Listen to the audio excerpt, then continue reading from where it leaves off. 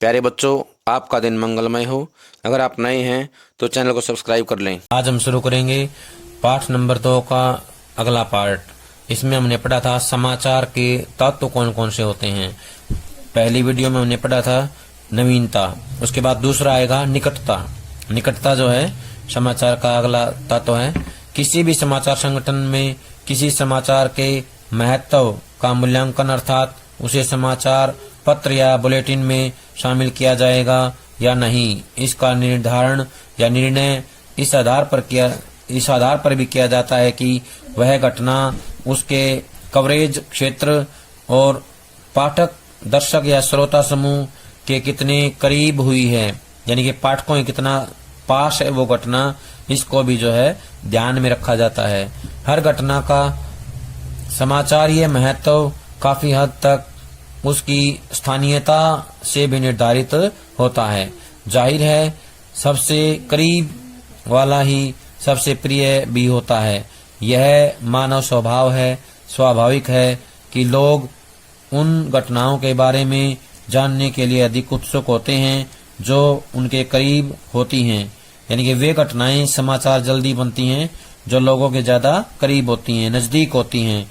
लेकिन यह निकटता भौगोलिक नजदीकी के साथ साथ सामाजिक सांस्कृतिक नजदीकी से भी जुड़ी हुई है।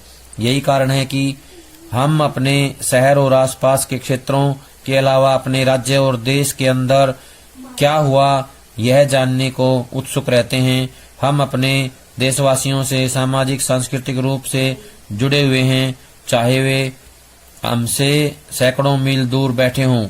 यही नहीं, इस सांस्कृतिक निकटता के कारण हम विदेशों में बसे भारतीयों से जुड़ी घटनाओं को भी जानना चाहते हैं। लेकिन एक जैसी महत्व की दो घटनाओं में से स्थानीय समाचार पत्र में उस घटना के खबर बनने की संभावना ज्यादा होती है जो लोगों के ज्यादा निकट होती है। प्यारे बच्चों, ये गतिविधि है, सभी को करनी है। एक स्थानीय समाचार पत्र में अपने शहर या जिले, पड़ोसी राज्यों, दूर दराज के राज्यों और विदेशों की खबरों की सूची बनाइए और देखिए कि कुल खबरों में कितनी स्थानीय, कितनी पास पड़ोस के राज्यों की और कितनी खबरें विदेशों की हैं। क्या अखबार स्थानीय खबरों को ज्यादा प्राथमिकता देते हैं? स्थानीय खबरों और विदेशी खबरों का अनुपात क्या है? क्या आपको लगता है कि आपके समाचार पत्र में विदेशों की ओर खबरें होनी चाहिए? क्या आपको लगता है कि समाचार पत्र में आपके शहर और जिले को छोड़कर आसपास के जिलों, शहरों या राज्यों की खबरें कम हैं? क्या ऐसी खबरों का अनुपात बढ़ाना चाहिए? इस पर अपने शिक्षक और साथी छात्रों से चर्चा कीजिए। कहने का आशय है कि हमें अखबार में छपने वाली स्थानीय खबरें, शहर, जिले, पड़ोसी राज्य, दूर दराज के राज्य या विदेश की जो खबरें होती हैं उनकी तुलना करनी है और ये देखना है कि कौन सी खबरें कम हैं, कौन सी ज्यादा हैं। वे घटनाएं जल्दी खबर बनती हैं जो उसके पाठकों के ज्यादा करीब होती हैं। समाचार पत्र में खबरें वो होती हैं, ज्यादा सूचना वो बनती हैं जिनके अंदर पाठकों की नजदीकी होती है, पाठक जिसको ज्यादा पढ़ना चाहते हैं। इसका एक कारण तो करीब होना है और दूसरा कारण यह भी है कि उसका असर उन पर भी पड़ता है, यानी कि पाठकों पर भी पड़ता है। मसलन किसी एक खास कॉलोनी में चोरी डकैती की घटना के बारे में वहां के लोगों की रुचि होना स्वाभाविक है। रुचि इसलिए कि घटना उसके उन लोगों के करीब हुई है, उनके करीब होती है, तो इसलिए वो खबर बनती है। और इसलिए भी कि इसका संबंध स्वयं उनकी अपनी सुरक्षा से है। और दूसरा कारण ये है कि जो खबर बनी है लोगों की सुरक्षा है, अपनी सुरक्षा को ध्यान में रखते हुए उसके बारे में वो जानकारी हासिल करना चाहते हैं। अगला आएगा प्रभाव। किसी घटना के प्रभाव से भी उसका समाचारीय महत्व निर्धारित होता है। किसी घटना की तीव्रता का अंदाजा इस बात से लगाया जाता है कि उससे कितने सारे लोग प्रभावित हो रहे हैं या कितने बड़े भूभाग पर उसका असर हो रहा है। किसी घटना से जितने अधिक लोग प्रभावित होंगे उसके समाचार बनने की संभावना उतनी ही बढ़ जाती है। जाहिर है कि जिन घटनाओं का पाठकों के जीवन पर सीधा प्रभाव पड़ रहा हो उसके बारे में जानने की उनमें स्वाभाविक इच्छा होती है। जैसे सरकार के किसी निर्णय से अगर सिर्फ 100 लोगों को लाभ हो रहा हो तो यह उतना बड़ा समाचार नहीं है जितना कि उससे लाभान्वित होने वाले लोगों की संख्या पर होता है।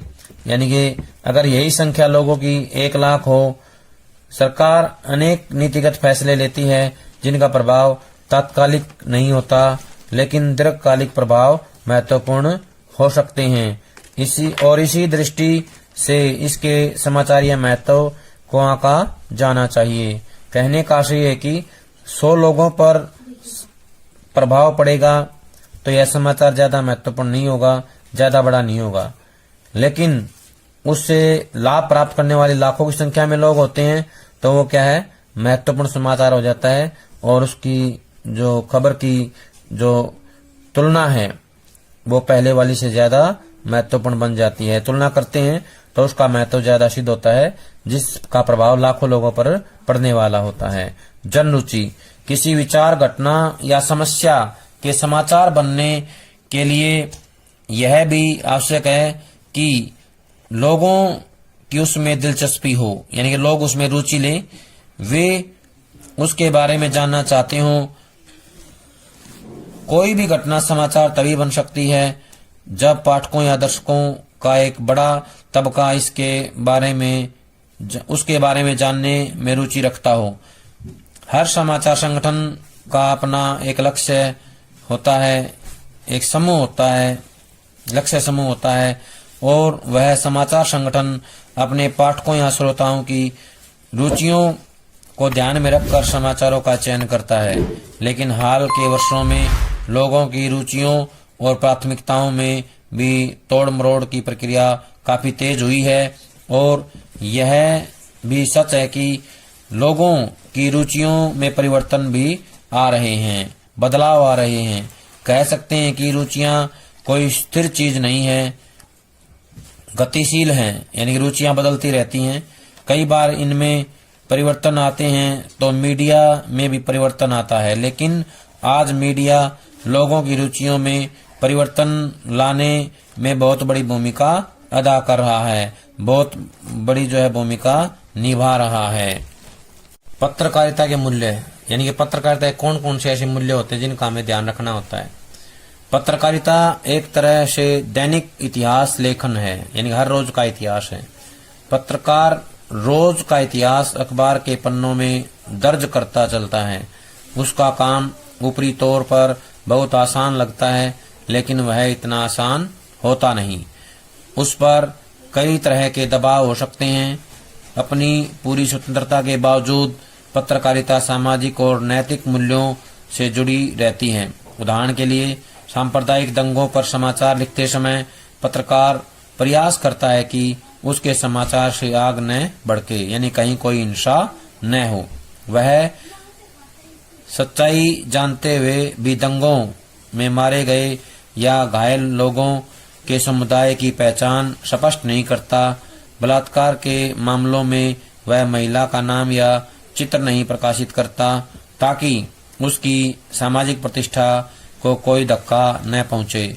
पत्रकारों से अपेक्षा की जाती है कि वे पत्रकारिता की आचार संहिता का पालन करें, यानी ये जो नियम होते हैं पत्रकारिता के उनका ध्यान रखें, उनका पालन करें ताकि उनके समाचारों से बेवजह और बिना ठोस सबूतों के किसी की व्यक्तिगत प्रतिष्ठा को नुकसान न हो और न ही समाज में अराजकता और अशांति फैले। जन रुचि के बाद अगला है टकराव या संघर्ष। किसी घटना में टकराव या संघर्ष का पहलू होने पर उसके समाचार के रूप में चयन की संभावना बढ़ जाती है, क्योंकि लोगों में टकराव या संघर्ष के बारे में जानने की स्वाभाविक दिलचस्पी होती है, यानी कि लोग उनके बारे में जानना चाहते हैं। इसकी वजह यह है कि टकराव या संघर्ष का उनके जीवन पर सीधा असर पड़ता है। वे उससे बचना चाहते हैं और इसलिए उसके बारे में जानना चाहते हैं। यही कारण है कि युद्ध और सैनिक टकराव के बारे में जानने कि लोगों में सर्वाधिक रुचि होती है, लेकिन टकराव का अर्थ केवल खून खराबा या खूनी संघर्ष ही नहीं है, बल्कि खेलों में जब दो टीमें आपस में मुकाबला करती हैं या चुनावों में राजनीतिक दलों के बीच राजनीतिक संघर्ष होता है, तो उसे भी जानने में लोगों की उतनी ही दिलचस्पी होती है, यानी कि लोगों का इंटरेस्ट होता है, लोग उसमें जानना चाहते हैं।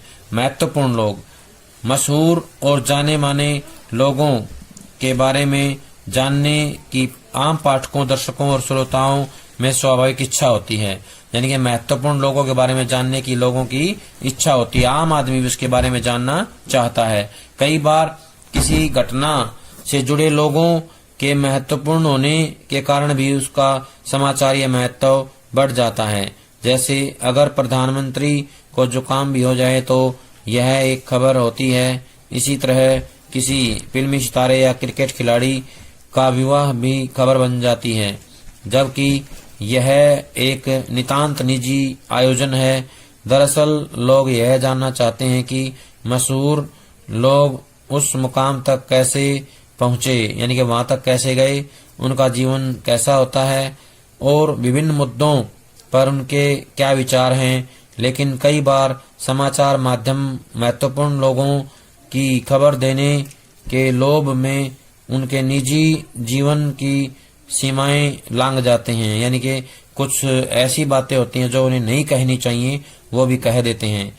यही नहीं, महत्वपूर्ण लोगों के बारे में जानकारी देने के नाम पर कई बार समाचार माध्यम अफवाहें और कोरी गप प्रसारित करते दिखाई पड़ते हैं, यानी कि झूठी बातें भी उसमें प्रकाशित और प्रसारित कर दी जाती हैं। ऐसा नहीं किया जाना चाहिए। अगला है उपयोगी जानकारियां। अनेक ऐसी सूचनाएं भी समाचार मानी जाती हैं जिनका समाज के किसी विशेष तबके के लिए खास महत्व हो सकता है। ये लोगों की तात्कालिक उपयोग की सूचनाएं भी हो सकती हैं। मसलन स्कूल कब खुलेंगे, किसी खास कॉलोनी में बिजली कब बंद रहेगी, पानी का दबाव कैसा रहेगा, वहां का मौसम कैसा रहेगा आदि। ऐसी सूचनाओं का हमारे रोजमर्रा के जीवन में काफी उपयोग होता है और इसलिए उन्हें जानने में आम लोगों की सहज दिलचस्पी होती है। अगला है अनोखापन। एक पुरानी कहावत है, कुत्ता आदमी को काट ले तो वह खबर नहीं, लेकिन अगर आदमी कुत्ते को काट ले तो वह खबर है। यानी जो कुछ स्वाभाविक नहीं है या किसी रूप में असाधारण है वही समाचार है, यानी सामान्य प्रक्रियाओं से हटके जो बात होती है वही समाचार है। निश्चय ही अनहोनी घटनाएं समाचार होती हैं, लोग इनके बारे में जानना चाहते हैं, लेकिन समाचार मीडिया को इस तरह की घटनाओं के संदर्भ में काफी सजगता बरतनी चाहिए, यानी कि सावधान रहते हुए काम करना चाहिए। अन्यथा कई मौकों पर यह देखा गया है कि इस तरह के समाचारों ने लोगों में अवैज्ञानिक सोच और अंधविश्वास को जन्म दिया है।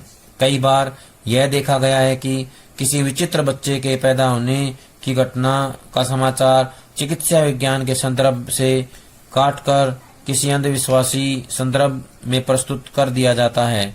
भूत प्रेत के किस्से कहानी समाचार नहीं हो सकते। किसी इंसान को भगवान बनाने के मिथ गढ़ने से भी समाचार मीडिया को बचना चाहिए, यानी कि जो झूठी अफवाहें हैं या झूठे विचार हैं उनसे बचना चाहिए। अगला है पाठक वर्ग। आमतौर पर समाचार यानी कोई भी समाचार है या हर समाचार संगठन से प्रकाशित प्रसारित होने वाले समाचार पत्र और रेडियो टीवी चैनलों का एक खास पाठक वर्ग, दर्शक या श्रोता वर्ग होता है। समाचार संगठन समाचारों का चुनाव करते हुए अपने पाठक वर्ग की रुचियों और जरूरतों का विशेष ध्यान रखते हैं। जाहिर है कि किसी समाचारीय घटना का महत्व इससे भी तय होता है कि किसी खास समाचार का ऑडियंस कौन है, यानी कि दर्शक कौन है और उसका आकार कितना बड़ा है। इन दिनों ऑडियंस का समाचारों के महत्व के आकलन में प्रभाव बढ़ता जा रहा है, यानी प्रभाव और अधिक होता जा रहा है। इसका एक नतीजा यह हुआ है कि अतिरिक्त क्रय शक्ति वाले सामाजिक तबकों अर्थात अमीरों और मध्यम वर्ग में अधिक पढ़े जाने वाले समाचारों को अधिक महत्व मिल रहा है। इसकी वजह यह है कि विज्ञापनदाताओं की इन वर्गों में ज्यादा रुचि होती है, लेकिन इस वजह से समाचार माध्यमों में गरीब और कमजोर वर्ग के पाठकों और उनसे जुड़ी खबरों को नजरअंदाज करने की प्रवृत्ति बढ़ती जा रही है। कहने का आशय है कि ये जो नजरअंदाज करने की जो आदत है ये धीरे धीरे बढ़ती जा रही है। नीतिगत ढांचा, विभिन्न समाचार संगठनों के समाचारों या संगठनों की समाचारों की चयन और प्रस्तुति को लेकर एक नीति होती है, यानी कि हर अखबार एक नीति के अनुसार काम करता है, उसी के हिसाब से समाचारों का चयन करता है। इस नीति को संपादकीय नीति कहते हैं।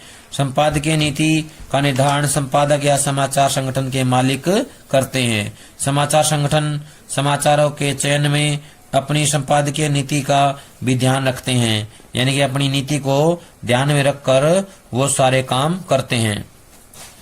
लेकिन इसका अर्थ यह नहीं है कि वे केवल संपादकीय नीति के अनुकूल खबरों का ही चयन करते हैं, बल्कि वे उन खबरों को भी सुनते हैं जो संपादकीय नीति के अनुकूल नहीं हैं। यह जरूरी हो सकता है कि संपादकीय लाइन के प्रतिकूल खबरों को उतनी प्रमुखता न दी जाए जितनी अनुकूल खबरों को दी जाती है। तो ये था हमारा ये जो समाचार हैं उसके अलग अलग तत्व कौन कौन से होते हैं। अब हम करेंगे संपादन। संपादन होता क्या है? संपादन जनसंचार माध्यमों में द्वारपाल की भूमिका की चर्चा हमने अध्याय 1 में की थी, यानी कि जो द्वारपाल होते हैं वो कौन कौन होते हैं। समाचार संगठनों में द्वारपाल की भूमिका संपादक और सहायक संपादक, समाचार संपादक, मुख्य उप संपादक और उप संपादक आदि निभाते हैं। ये जो है इसके द्वारपाल कहलाएंगे।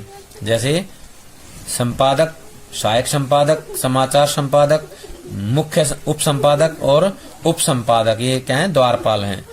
वे न सिर्फ अपने संवाददाताओं और अन्य स्रोतों से प्राप्त समाचारों के चयन में महत्वपूर्ण भूमिका अदा करते हैं, बल्कि उनकी प्रस्तुति की जिम्मेदारी भी उन्हीं पर होती है। समाचार संगठनों में समाचारों के संकलन का कार्य जहां रिपोर्टिंग की टीम करती है, वहीं उन्हें संपादित कर लोगों तक पहुंचाने की जिम्मेदारी संपादकीय टीम पर होती है। संपादन का अर्थ है किसी सामग्री से उसकी अशुद्धियों को दूर करके उसे पठनीय बनाना।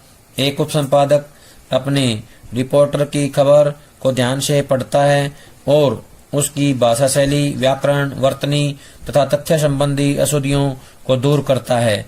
वह उस खबर के महत्व के अनुसार उसे काटता छांटता है और उसे कितनी और कहाँ जगह दी जाए यह भी तय करता है। इसके लिए वह संपादन के कुछ सिद्धांतों का पालन करता है। संपादन के सिद्धांत। पत्रकारिता कुछ सिद्धांतों पर चलती है। एक पत्रकार से अपेक्षा की जाती है कि वह समाचार संकलन और लेखन के दौरान इनका पालन करेगा। आप कह सकते हैं कि ये पत्रकारिता के आदर्श या मूल्य भी हैं। इनका पालन करके ही एक पत्रकार और उसका समाचार संगठन अपने पाठकों का विश्वास जीत सकता है। किसी भी समाचार संगठन की सफलता उसकी पर टिकी होती है, यानी कि आधारित होती है। पत्रकारिता की साख बनाए रखने के लिए निम्नलिखित सिद्धांतों का पालन करना जरूरी है। सबसे पहले आएगा तथ्यों की शुद्धता, इसको बोलते हैं एक्यूरेसी। सटीक जो है तथ्य होने चाहिए। वस्तुपरकता, ऑब्जेक्टिविटी। निष्पक्षता, फेयरनेस। संतुलन, बैलेंस। स्रोत, सोर्सिंग, एट्रीब्यूशन, यानी कि खबर कहाँ से आई है। प्यारे बच्चों, आज जो काम करवाया गया है सभी इसको अच्छे समझ करके कॉपी में लिख कर याद करें। सभी का बहुत बहुत धन्यवाद।